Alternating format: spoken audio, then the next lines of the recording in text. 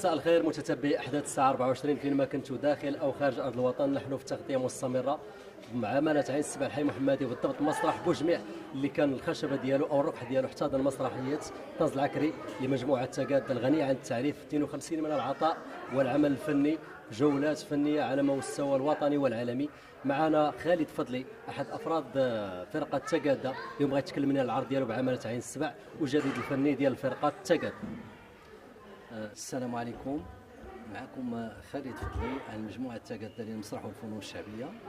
اليوم كان اللقاء ديالنا مع الجمهور ديالنا بعمالة مقاطعة عين السبع الحي المحمدي، وبالضبط في المقاطعة ديال عين السبع. كان هذا العرض اليوم ديال الطنز العكري من تأليف وإخراج دخوش أحمد الروداني، وكان هذا العرض اليوم تحت الطلب ديال الرئيس ديال مقاطعة عين السبع، لكون انه هذا العمل هذا كنا درناه العام اللي فات ودرنا به الجوله ديالنا وسالينا منه، وعاود ثاني دفعنا داع الفر مع وزاره الثقافه اللي درنا فيه العرض ديالنا ديال الطنز غزيل الحادقات. وكان اليوم هذا العرض خصيصا المقاطعه عين السبع والجمهور ديال عين السبع. حضر معنا اليوم المسرح جمهور غفير، اليوم كان واحد الجمهور تبارك الله ما شاء الله، حضر واستمتع وتفرج وضحك وصفق، وكانت الامور اليوم عرض من الطراز العالي.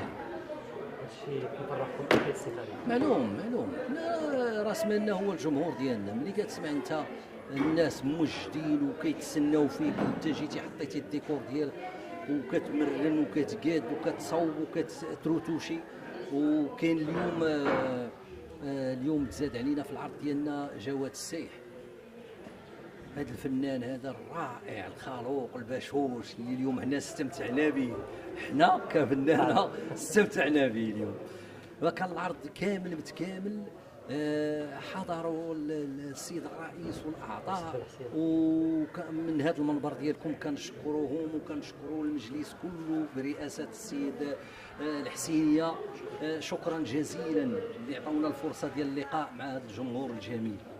جديد الفني هو حنا دابا عندنا العمل المسرحي الجديد اللي هنا دابا يلاه بادي الجوله ديالنا به، يلاه درنا 5 العروض به، اللي هو غزيل الحادقات من تاليف واخراج دخوش احمد الروداني.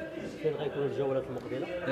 عندنا هذا الاسبوع هذا اللي هو نهار 25 في الشهر دوجانبير غادي نكونوا في المركب الثقافي ديال السالميه.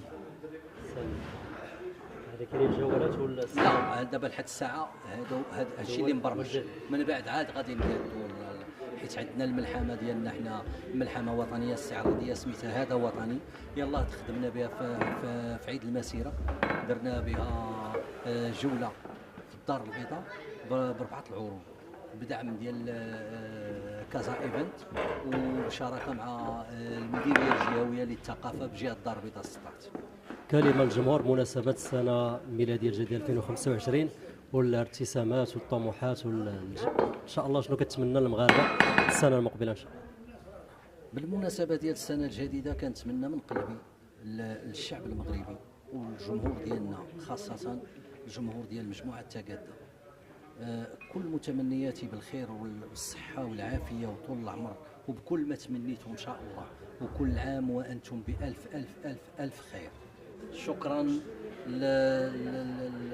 للجريده ديال احداث الساعه 24 ولهذا المنبر الجميل اللي كيواكبنا وديما كيواكبنا طيله هذه الجولات اللي قلت لك دابا، لا المسرحيه ولا الملحميه ولا حتى هذا العرض هذا. شكرا لكم من هذا المنبر ديالكم، شكرا.